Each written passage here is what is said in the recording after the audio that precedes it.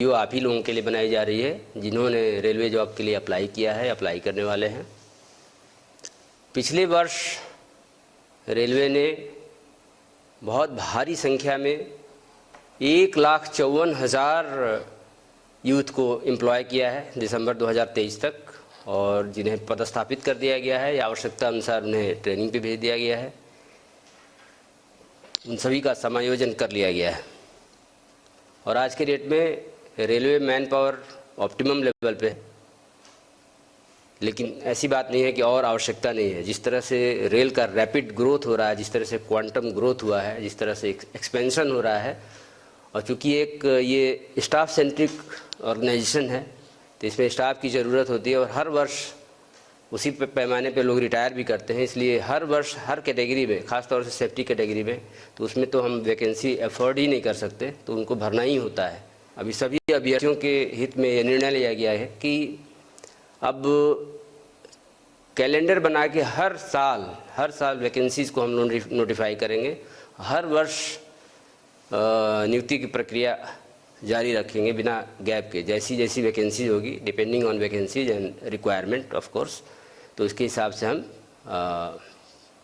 Recruitment करेंगे। ऐसे ही अभी जनवरी के महीने में एएलपी का नोटिफिकेशन हुआ जिसमें 5,696 वैकेंसीज़ के लिए नोटिफिकेशन निकला है।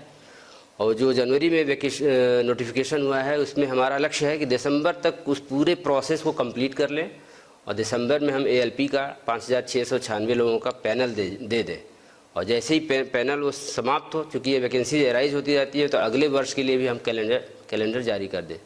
इतना ही नहीं, जैसा कि स्टूडेंट्स का भी, जो हमारे यूथ है, उनका डिमांड था कि और भी वैकेंसीज़ कब आ रही हैं, कब आएंगी, तो उसको भी ध्यान में रखते हुए रेल मंत्रालय ने अभी हम लोगों ने इसको नोटिस में भी दे दिया है कि टेक्नीशियन कैटेगरीज में जिसमें 9,000 वैकेंसीज हैं, ऑलमोस्ट अनुमानित वैकेंसीज हैं, उसके लिए भी हम लोगों ने एक टेंटेटिव कैलेंडर दे दिया है कि 9,000 वैकेंसीज़ को फरवरी के महीने में 2024 में नोटिफाई करेंगे और एक साल में, यानी कि अगले साल फरवरी तक इसको कंप्लीट कर लेंगे। कंप्लीट करने के बाद एक नेक्स्ट साइकिल में हम नोटिफाई करेंगे, ताकि पूरे रिक्रूटमेंट प्रोसेस को टाइम बाउंड मैनर में हम इसको कंप्लीट कर पाएँ, संपन्न कर पाएँ। इसके अलावा रेल मंत्रालय ने एक बहुत बड़ा कदम उठाया है एज रिलैक्सेशन दे करके। कोविड के टाइम में, जैसा कि आप जानते हैं, 2-3 साल तक परीक्षाएं करना संभव नहीं हो सकी थी। बहुत सारे कैंडिडेट्स ओवर एज हो गए थे, तो उनको सम्मिलित करने के लिए, उनको भी अवसर प्रदान करने के लिए रेल मंत्रालय ने 3 साल का, 1 साल नहीं, 2 साल नहीं, 3 साल का एज रिलैक्सेशन दिया है, जो कि जिससे हमारे कैंडिडेट्स जो वंचित रह गए थे, जो चूक गए थे एग्ज़ाम देने से, हो पाएंगे, अपीयर हो पाएंगे आगामी होने वाले एग्ज़ाम्स में। तो एक बड़ा उनके लिए भी अवसर होगा। और इस संदर्भ में मैं कुछ और बातें ही बताना चाहूँगा अपने अभ्यर्थियों को कि जब भी नोटिफिकेशन निकलता है तो फॉर्म कैसे भरना है। फॉर्म फिलअप करने से ही आपका एग्ज़ाम शुरू हो जाता है, वहीं से, वो भी पार्ट है एग्ज़ाम देने का। तो बहुत से अभ्यर्थी बाद में बड़े हताश हो जाते हैं कि उनका फॉर्म रिजेक्ट हो गया। तो हम लोगों ने देखा, हम लोगों का अनुभव ये है विगत रिक्रूटमेंट्स में कि बहुत से 5% के करीब ऐसे एप्लीकेशंस रिजेक्ट हो जाते हैं जिनमें प्रॉपर ढंग से सिग्नेचर नहीं किया गया है या प्रॉपर ढंग से फ़ोटो नहीं लगाया गया है।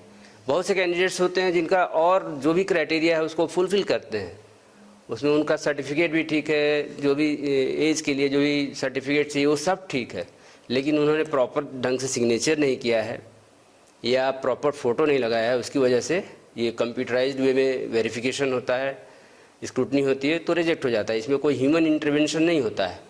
लेकिन बहुत से कैंडिडेट्स हैं जो कैपिटल लेटर में अपना नाम लिख देते हैं सिग्नेचर के नाम पे, या बहुत से कैंडिडेट्स ऐसे होते हैं जो स्मॉल लेटर में ही लिखते हैं लेकिन डिसजॉइंटेड लेटर्स होते हैं। तो ऐसे सिग्नेचर एक्सेप्टेबल नहीं है, क्योंकि सिग्नेचर करना है जो इंस्ट्रक्शन है उसके हिसाब से रनिंग राइटिंग में करना है। ऐसे ही फ़ोटोग्राफ्स, बहुत सारे फ़ोटोग्राफ्स होते हैं जिनका रिजोल्यूशन सही नहीं होता। रिजोल्यूशन सही होना चाहिए, ख़राब रिजोल्यूशन होने पे, स्पष्ट नहीं होने पे वो रिजेक्ट हो जाएंगे। ऐसे बहुत से कैंडिडेट्स होते हैं जो फुल बॉडी का अपना फ़ोटोग्राफ दे देते हैं, या बहुत से ऐसे कैंडिडेट होते हैं, अभ्यर्थी होते हैं जो सेल्फी दे देते हैं, और ऐसे भी कैंडिडेट्स होते हैं जो ग्रुप में फ़ोटोग्राफ्स दे देते हैं। वेरीफाई करना बड़ा मुश्किल होता है, और जैसा कि आप जानते हैं आइडेंटिटी और जेन्युइनिटी सबसे इम्पॉर्टेंट पार्ट है किसी भी रिक्रूटमेंट प्रोसेस का। हमारी तरफ से अपील यही है कि फॉर्म भरते वक्त आप बहुत अलर्ट रहें, बहुत ध्यान से भरें, ताकि ये जो सुनहरा अवसर आपको मिला है उससे आप वंचित न रह जाएं। और जो भी बातें मैं बता रहा हूँ, इन सब बातों को सभी आरआरबीज़ ने अपने वेबसाइट पे दे दिया है, उसको आप देख सकते हैं। ऐसे ही एज रिलैक्सेशन भी दे दिया गया है। तो हम सभी प्रतिबद्ध हैं, जो भी हम लोगों ने कैलेंडर दिया है, जो भी शेड्यूल है, उसको हम लोग उस लक्ष्य को उसी शेड्यूल के हिसाब से रिक्रूटमेंट है उसको हम कंप्लीट करें। और अब आपकी बारी है कि आप जो शेड्यूल दिया गया है उसके हिसाब से तैयारी करें। अब आप जी जान से लग जाएं एग्ज़ाम देने के लिए। तो मेरी तरफ से, हमारी तरफ से, रेलवे की तरफ से, आरआरबीज़ की तरफ से आप सभी को ऑल द बेस्ट। आप सभी को ढेर सारी शुभकामनाएं। धन्यवाद।